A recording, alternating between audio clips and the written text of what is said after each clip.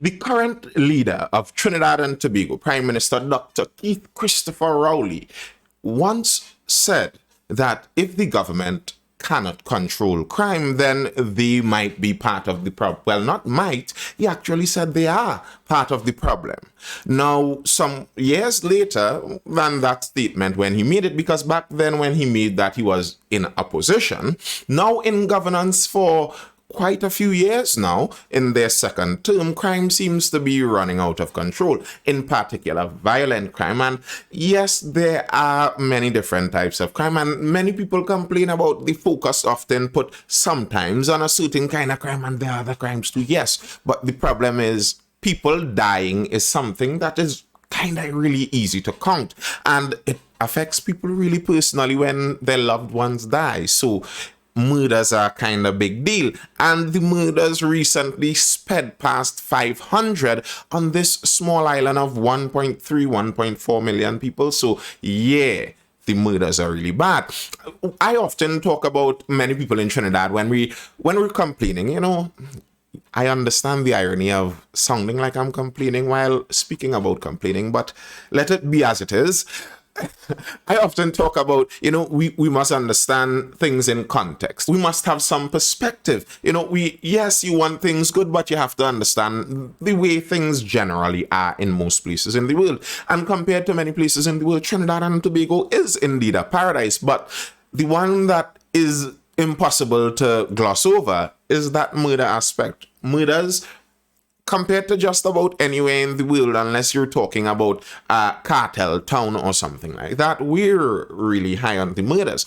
And that's a problem. The government says they know, and they're talking about putting measures in place. So let's go in to see how this same man who, when he was in opposition, made that comment about who might actually be part of the problem in crime. Let's see what they're talking about doing now and how they are going to be dealing with this problem. But right before we jump into these stories, hit that like button if you are enjoying this content. If you are not enjoying the content, well, drop a comment and tell me why you are not doing so. Either way, it helps with the algorithm, and we could do it, that helps. So hit that like button, hit that share if you know some people who might like this kind of content, people who would want to know what is going on with this country. Hopefully everyone would want to know that, so maybe share it to everyone. And if you are not yet subscribed, hit the subscribe button. Let's jump in there. The killers are out there. At PNM meeting, PM talks crime, CCTV tax break, murder toll, gun licenses. As Trinidad and Tobago continues to be besieged by criminals, Prime Minister Dr. Keith Rowley announced that citizens will get a 12-month tax break for the purchase of CCTV cameras. Speaking at the People's National Movement meeting at Signature Hall, Londonville, on Tuesday night, Rowley said this tax break will be given to both the corporate sector and individuals to equip places with cameras. Interestingly enough, though, I was looking around at some opinion letters recently this morning, and I saw one saying that the tax break that they're boasting about that was already on the CCTV camera systems, well, there's a little bit of a caveat to it. It isn't as plain and outright as they would make it seem. Only complete CCTV systems tax-free. Prime Minister Dr. Keith Rowley announced at a political meeting their CCTV camera systems that they're bringing in, as well as the usual talk of security CCTV purchases being tax-free. I would like the Honorable PM to know security camera systems are only tax-free if an entire CCTV system is imported in a box complete. So this means the cameras, recording device, and monitor must be in the same box from the manufacturer. This is never the case since a monitor is never supplied with a good CCTV system. This is according to the current wording in the Customs Tax Guidebook. Many have been rudely surprised by this when they bring in a home CCTV system, and the customs officers makes no bones about this when calculating their charges. This documenting faux pas was never corrected since the then Minister of Finance, Larry Hawaii, had issued the tax removal on CCTV systems, sorry. So, yeah, the current system where they're saying it's tax-free, there's a bit of technicality in that, and isn't that the common thing in governance? You know, over in Tobago, they built an entire stage in DC without getting the EMA approval, but only the government could do things like that. And the line secretary for that was saying, you know, if they had to go through all the correct channels, they would have never been able to get it done. And isn't that revealing? Isn't that revealing? If a line secretary is saying if they go through all the correct ways, they cannot get it done, well, what's the hope for us here, the normal civilians and citizens of the country? Anyway, the Prime Minister went on to announce that $80 million was spent to purchase 2,500 cameras. I saw one of the political hopefuls on our political landscape. He did the math on that, and yeah, 80 million divided by 2,500 is something like 32,000, somewhere up there. Something seems a little fishy about that. I don't know what kind of really special cameras they're buying. We'll see eventually when they come. And I hope everyone's memory is long enough to remember the cost of the cameras when we see them being erected. Beside the 2,500, there are 2,500 more that will be purchased. Rowley said the criminals must come out of their hole and move, and when they do, they will be recorded. Now, part of the question in that to me, part of the problem in that to me, is that we already have CCTV cameras. We've had them for a long time now. If you look around the place, you'd see CCTV cameras on many busy corners and many busy junctions in this country. And my question will be, what happened to those? And if we weren't able to keep those functional, if we weren't able to use those in our crime fighting bid, what is going to be different this time? An interesting article from the Guardian newspaper: daughter of media photographer killed in hit and run, service or upgrade CCTV cameras. On July 9th, Sharice Harris and her family got the shocking news that her father, Anthony Harris, 60, had been knocked down while cycling around the Queen's Park, Savannah, Port-au-Spain. One day later, there was even more tragedy as he succumbed to his injuries. The driver of the vehicle that hit Harris never stopped. Harris had been a photographer with Guardian Media Limited. In the aftermath of the incident near President's House, Acting Police Commissioner McDonald Jacobs said the CCTV cameras located in the area where Harris was hit were said to be not useful because of the quality of the footage. Now, tell me what is going on there. How can you tell me security cameras that were installed by the government? I would assume that if the government is installing security cameras, they would be state of the art, and I can't remember exactly when these cameras were installed, but I don't think it was back in the 90s. It was relatively recently. So how do you mean cameras not too long installed do not have enough quality to pick up what? The license plate on a vehicle? What kind of cameras were installed back then? And if that was the quality installed back then, what's the assurance we have now that it's going to be different? Is this now somehow going to be much more well done than it was previously? And a recent interview with Jack Warner, where he went through a lot of different issues, and one of the journalists, one of the questions they asked him was, what does he think is the problem with the roads and the infrastructure in this country? And he was a minister of works now. We know there's some controversy about Jack Warner and etc., but the point he made, I think, still stands. He said that one of the main issues is we don't have that culture of maintenance. And his point was he believes that's on purpose. Because when it's done like that, well, you don't have to pay anyone that small money to maintain. No, someone gets the big contract to do it all over again. I suppose like the 80 million for 2,500 more cameras. I don't know if that's necessarily true, but you could understand where that argument comes in and why it sounds very appealing. In April this year, National Security Minister Fitzgerald Hines said of the 1,796 CCTV cameras installed throughout TNT, 733 were not fully functional or are non-functional. Hines told the Parliament that there were plans to install additional cameras, but was unable to say what dates the 733 would be fixed. He added that cameras were repaired on a routine basis and made functional. Like, listen, I don't understand how these things seem like rocket science to the parliamentarians when I'm looking on from the outside here. Like, I would assume that everyone knows if you get a camera system, you would have to repair and maintain it. I would think that's an understood thing. And I would think the government, in their budgeting, if they bought 1,000 cameras, they would budget for the maintenance of 1,000 cameras. How is it that we have cameras and they're out of service, and we don't even know when they're going to get back in service? What is this? And then the promise now is more cameras. Like, how is the country supposed to feel more secure with that promise? We see where the promise was before, where it led us before. What's supposed to be different now? What's the unique change now? To get back to Dr. Rowley and his statement about, understanding the crime situation, he went on to say that, what can I say about people being killed? Except that the government has committed and is providing all the resources as far as the police are able to stop it before it happens or to find the perpetrators after.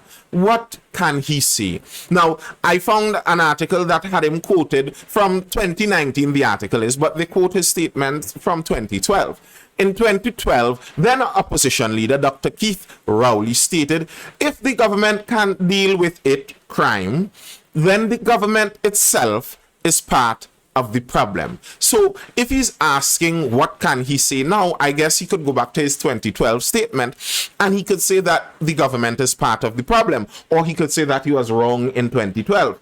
One of those two have to be true. Both can't be true at the same time. So I think, as he's asking what can he say, I'll say he could say which one of those two statements are true. He went on, though, to quote the gun statistics, the amount of guns that the TTPS has been getting off of the street. He said in total, in 60 months, some 3,888 firearms were seized. And even after that, we still have 500 murders in the last 10 months. What would have happened had the police not seized the quantity of arms and ammunition in the country, he asked. And I think that's a kind of disingenuous question. Personally, this is my personal opinion. I think it's a disingenuous question. It's using the information kind of dishonestly. This is my opinion. I think that's like, imagine if you're at some kind of high school graduation, the prom as they're calling it now, but we know high school graduation out here. We're normal people out here.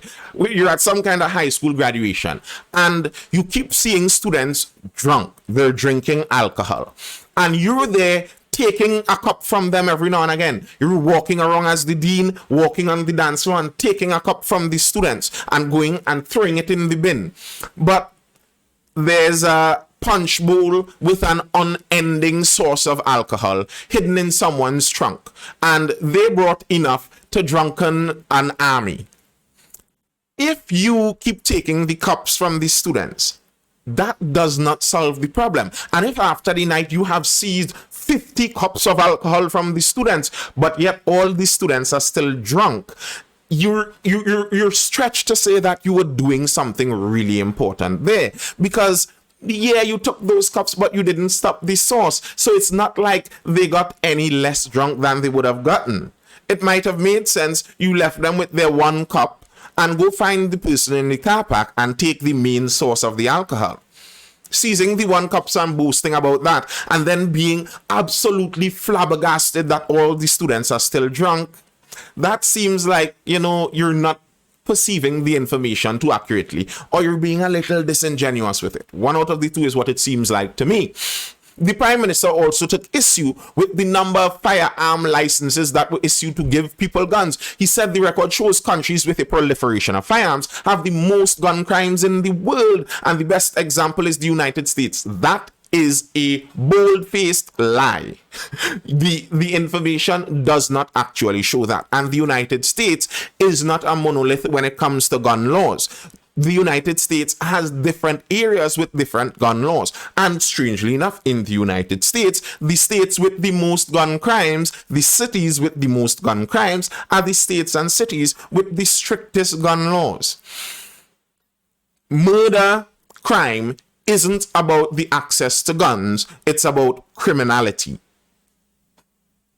That's just the fact of the matter. To make it seem like it's some sure settled science that when you look across all the nations in the world, the nations with the highest crime have the strictest gun laws, that's not true. Look more closely. Go look at many of those cartel countries where the cartels are running roughshod over the country. Many of those countries have gun laws. Nonetheless, they still have crime. It's not 1 + 1 = 2 like that. The way many people watch that is they look at some of those northern European countries that might have stricter gun laws, but that and have less crime, but that doesn't have to do with the guns. That has to do with the culture of the place.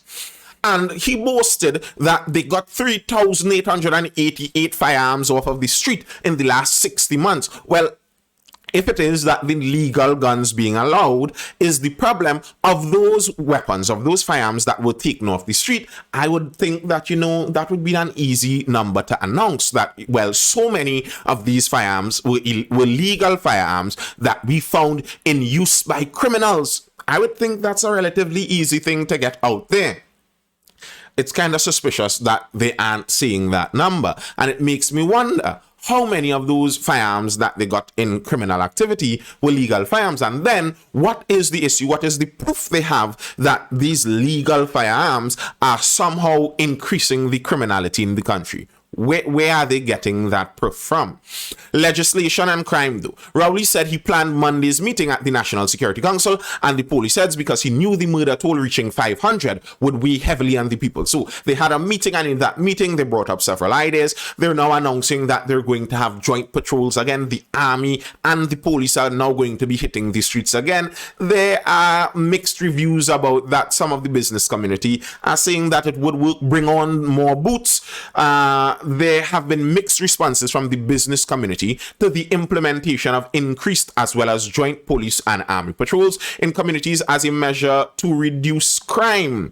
Speaking with the Express yesterday, President of the Greater San Fernando Area Chamber of Commerce, Kiran Singh, said he was cautiously optimistic that the increased security presence would have a positive effect. Then in Port of Spain, the Downtown Owners and Merchants Association, Gregory Aboud, said joint police and defense force patrols would serve to put the public more at ease. And I think both of those cases with San Fernando and Port of Spain, being that those cities are somewhat concentrated in the main business district, the patrols, the nature of how the patrols would work there, I think would be pretty useful. So I could understand that. Now, in Chaguanas, President of the Chaguanas Chamber of Industry and Commerce, Richie Sukai, was less optimistic, however, noting that the joint police and army patrols are nothing new and have had little impact on crime in the past. He said there's a need for a complete revamp of the TTPS. These initiatives have been done before. What we need right now is a total revamp of the police service, a structure set where you have a leader that is selected and is not in an acting position. So he is saying that what is really needed is that structural change. And I understand what he's saying. His point is also that there were mixed patrols already. These joint army and police patrols have been there. And he's arguing that they didn't see much result from it. But I think the reason that many of these initiatives don't usually work on the long term has to do with something that the San Fernando Chamber president said. Singh, however, hoped the measure continues long term. Whenever a new plan is announced from a crime perspective, it starts out very aggressive, but somehow it tends to die down in vitality over time. We sincerely hope that this momentum, which starts Tuesday, will continue not only to Christmas, but to Carnival, etc., etc. And I think that has a lot to do with it. Going back again to the maintenance issue, it's that it seems like generally the culture of maintenance in the whole aspect in Trinidad and Tobago, that culture of maintenance seems like it isn't there. Even in maintaining the anti-crime initiatives, the joint patrols that are put out there, those aren't even maintained. So the problem, at least to me, as it would seem, is when looking at the strategies that the government are talking about now, while the murder rate has already sped past 500, and maybe as I'm speaking, the number is currently climbing. The problem is that the initiatives they are talking about now are initiatives that were supposed to still be in place. They were initiatives that were started before, but stopped. or fizzled out or became non-operational, like the CCTV cameras. So what is the promise that these initiatives that they are coming with now are somehow going to last longer? When the Prime Minister went on further and he was speaking about legislation, and I suppose legislation is something that is looking more into the long term, because you're trying to put laws in the books of the country on how to deal with this. And the main legislation that he referred to, Rowley said at the meeting he had with the police heads indicated that legislation is in particular, the bail law would assist in their crime fighting efforts. The bail law. And that's the law that would allow them to hold people in jail for longer until they are able to get the conviction on them. They are able to hold them without bail. And we saw that law, at least part of the law that was put in place for that before, was struck down not too long ago. It was struck down by the Privy Council because they were saying that's not constitutional. You're not supposed to have that power to take away someone's freedom by order of Parliament. The way you take away someone's freedom is by order of the courts, the judicial system, and that's what the law says. So I understand what they're saying with the bail law, but I think that might be the wrong tree to be backing up. You're backing up a tree that is unconstitutional and has already been said to be so. Are you saying that the only way to stop crime is to be able to hold people without convicting them, hold people on charges, hold people on suspicion? That's the way that we're going to stop crime? That's our long-term solution? Or maybe the long-term solution is actually convict the people that you hold? Listen, I might have been really okay with holding somebody without bail if it is that you hold them without bail and in 2-3 months, well, their court case is heard and you figure out if they're guilty or innocent, and that's that. But if you're holding someone without bail and you're holding them for 9 years, 10 years, and that's, I believe, the length of time the man who brought the case against that bail law was in prison. Well, not prison, in jail, in remand, being held without bail, without being convicted. Remember, in the eyes of the law, innocent until proven guilty. So, if your solution is the bail law, I think that's already been said to be unconstitutional, at least in that sense. And I don't know how you're holding that as a long-term solution for crime, holding people without bail in jail. That seems like a pretty authoritarian long-term solution. Or if your solutions are CCTV and joint patrols, then what is the promise that these solutions that were tried before, that were put out there before, but fizzled out, what's the promise now that they aren't going to fizzle out? What is being put in place now to make sure those old, renewed solutions are going to somehow maintain that quality that is going to somehow reduce crime? What's the promise of that? And if those assurances, well, those aren't even assurances, if those questions can't be answered and just that little hope given to the citizens, then we could go back to the statement that Mr. Rowley said himself back in 2012. If the government cannot control crime, then they're part of the problem. Is that so? Tell me what you think. Hit that like button if you have not done that yet. Drop a comment and tell me what you think. Hit that subscribe button if you are not yet subscribed. The notification bell will let you know when all these new videos drop. And I will see you in the next video.